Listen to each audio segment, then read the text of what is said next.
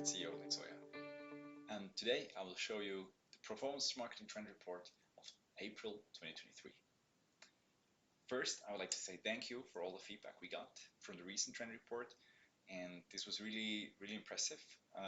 How first you obviously like what we do, so thank you for the great feedback on the positive feedback, but also on the very constructive inputs what we can do better. So thanks for that. Thanks for everybody who participated and gave us direct feedback on how to do this better. This really helps us to make this trend report as most valuable as possible for you, and also show you what we see in the market and what is interesting for you.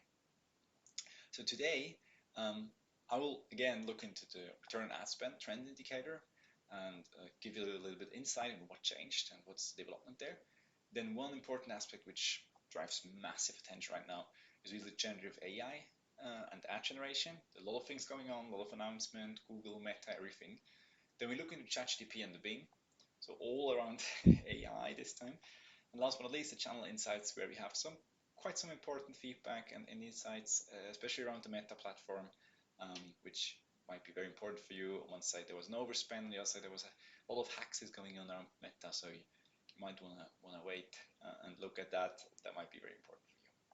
So let's don't lose any time, but directly jump in. The ROAS indicator.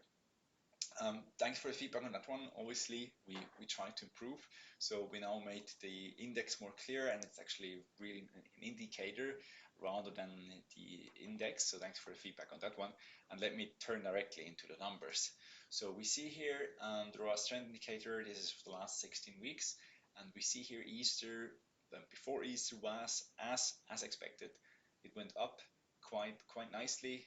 We see an uptake of roughly 40 to 50% across all the accounts, and just as a reminder, we have over 400 ad accounts from Austria, Germany, Italy, Switzerland, and the UK on the system. So it's quite a massive insight into the data. And then we see across the borders, across the region, was shortly before Easter a huge pickup, as we saw it 2 years ago. And then on Easter it slowed down a little bit, and the week after we are now quite on the average of before, even a little bit lower. We expect some attribution windows to still come in, but the development is quite stable, as we see right now. When we compare it to next year and also look last year, sorry, when we compare it to last year and also look into the future, we see that last year obviously there was around week 9 there was war in Ukraine, as already mentioned last time, and then it really slowed down, and we saw then a pickup later on, and we'll see that later in May when Kiev was released. But we see that this development was really slowing down, obviously, and this year was really different. This year was really more comparable to 2021. So very good development around Easter, very good return on ad spends on the trending ad spends around that. So it was a very good return on your push before Easter.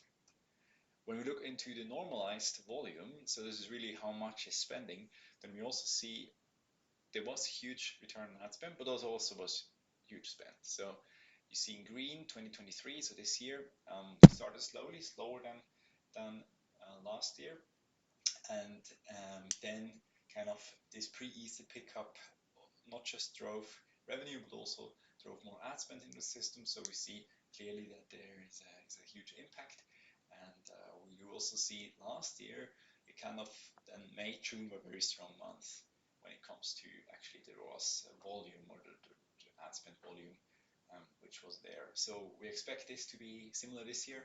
So the return on ad spend will stabilize over May and June, and May and June are traditionally very important months for kind of the early summer season. Before then, July, August, the return on ad spend changes.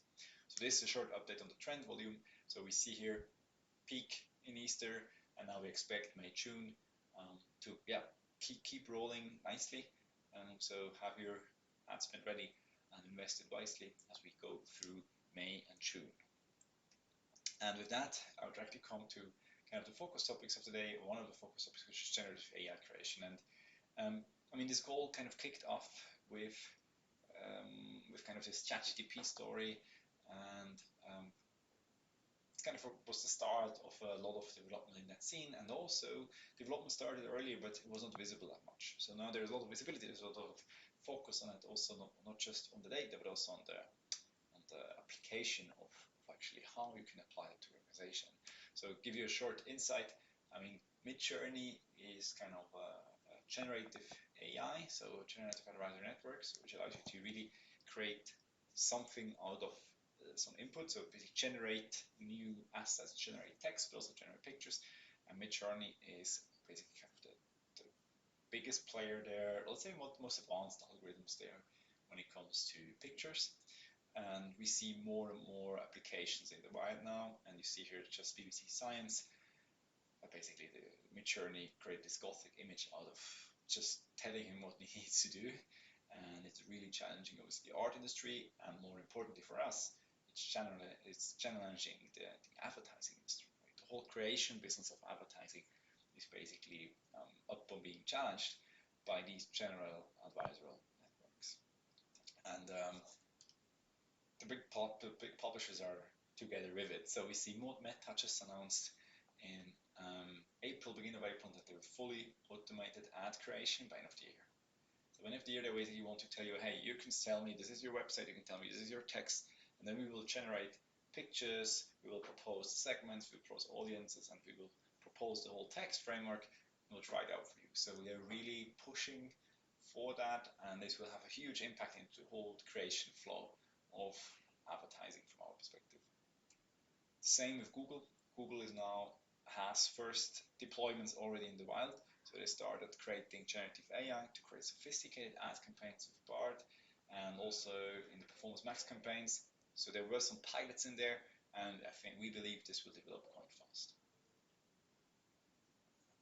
And when we look forward kind of on what's happening on other side, not just publisher side, we see Adobe with Firefly, and you probably already heard it. Firefly is an interesting product from Adobe, which basically allows you to generate pictures, but more specifically also generates your context-aware pictures. So you can say, hey, I want a LinkedIn ad or a Google ad. And the same thing, which also is happening with Writesonic. Writesonic is a startup which tries to do the same. So you basically say, hey, I want Google ads. This should be the context. And then they literally generate you all the assets you need. And then you can start importing into Google ads. So we see huge development in the ad creation. Definitely worth to look into that. Definitely worth to, get your fingers dirty, see where the limits are, and trying to get a feeling on how this will change and transform your ad creation setup and your whole ad creation process as we go forward. And with that, ChatGPT and Bing update. We talked about that in March quite a lot. I told you about the Bing integration, the Edge integration, and we just want to have a glimpse into that, what's happening there. And there we see on one side, Microsoft starts deploying ads everywhere into relation to ChatGPT environment. So you see the article in Wall Street Journal, which was published mid-April, that actually ChatGPT AI should really transform the digital ad business of Microsoft. So we expect to see advertising based on ChatGPT in all the Microsoft products as they deploy ChatGPT. And this is quite significant because this will change the capacity of the Microsoft advertising network quite crazy, right? And it becomes a real threat to the existing environments which are going after these customers, right? And just to give you an example, this happened 29th of March, where actually first tests were seen in the wild, where Bing Chat, which is ChatGPT integration, showed advertisings in their answer. So you, for instance, see which is the cheapest car, and then literally the chatbot gave back the cheapest car for Honda is, and then directly added ads with links where you can basically click and you are in Motor Biscuit or copilotsearch.com. So this kind of development, kind of bringing this user experience to the customer and pushing it into the ad network, we believe will have quite some impact into the future of where you push your ads, and it's basically kind of a new channel you can address very soon. Officially, you can address that by the normal Bing search ads.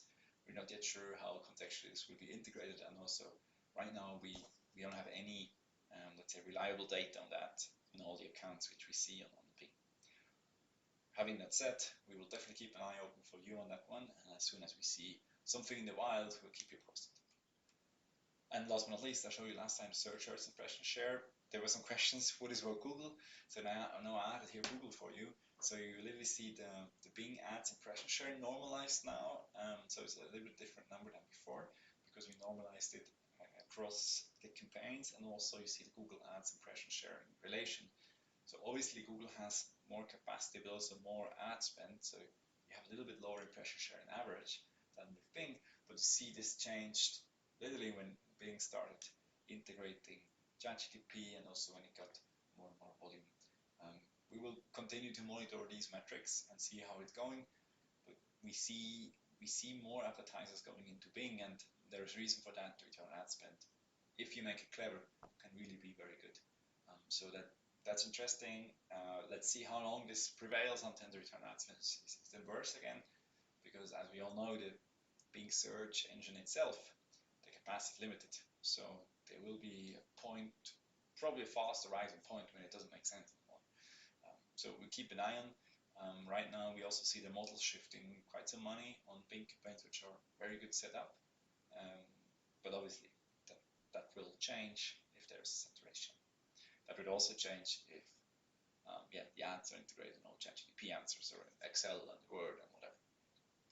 So this short wrap up of the topic last year. And with that, I jumped directly into channel insights, which also got great feedback, so we keep that in definitely. Channel insights first, Google Ads, there's the Ad Transparency Center out, definitely worth a look. You can now basically check all the ads on all the old libraries from all your, so first the Transparency Center from the user, but also what other people are advertising, which is new, and this is amazing to look at. Then the ad editor is out, a new one. Then important if you use Microsoft Demand, so the display network, there is no automatic upgrade to enhanced CPC, might be relevant if you want to avoid that. And then Meta had pretty bad April. There was a huge outage last Sunday, so April 23rd. Heavy cost, ad spend load. Check your account, you probably have that as well. We don't have any confirmation yet if there will be any reimbursement, something like that, but basically ad spend went through the roof. Almost half of our customers are affected by that. And also important, there are currently a lot of scam happening on Facebook. So inform your team, stay updated. There is scams requests happening. There are, I think, scams coming from your account is blocked. We stopped your ads, things like that, which then ask you for in logging into it and change it. And then obviously give away your passwords. Last but not least, TikTok got fined 12 million for misuse of children's data. So TikTok stays a, let's say, problematic in a problematic field here. This was fined by the UK. Let's see how this turns out. Right now there is no active blocking intact except from the public employees field. And last but not least, that put me here aside a little bit, Twitter, the API prices are out, so we know now it costs basically $100, and for full access you pay 24K, hefty price, but yeah, let's see. We saw many platforms stop to provide Twitter APIs. The ads APIs are not affected, and also if you have running Twitter ads on Exoia, there will be no change in the modus operandi. And last but not least, Netflix plans to move away from Xandr and the Microsoft network, which is quite a tough move after a couple of months just being there. They think about buy or build, so let's see what's happening there. Right now, the Netflix network is only available over Xandr and over the premium POS, or kind of preferred program. This might change now. So we keep an eye on that also for you, as there's a growing audience on Netflix paid views. And with that, this is the Ad Center, by the way, here, Privacy Ad Center. Have a look at it from Google, that's definitely interesting. And with that, I'm already at the end of our performance marketing trend report in April. I hope you like it. Again, we'll highly appreciate your feedback. We try to keep it short, we try to keep it condensed, give you all the information you need for the upcoming weeks. And yeah, enjoy the beautiful spring coming along and have wonderful weeks. See you back in May. Bye bye.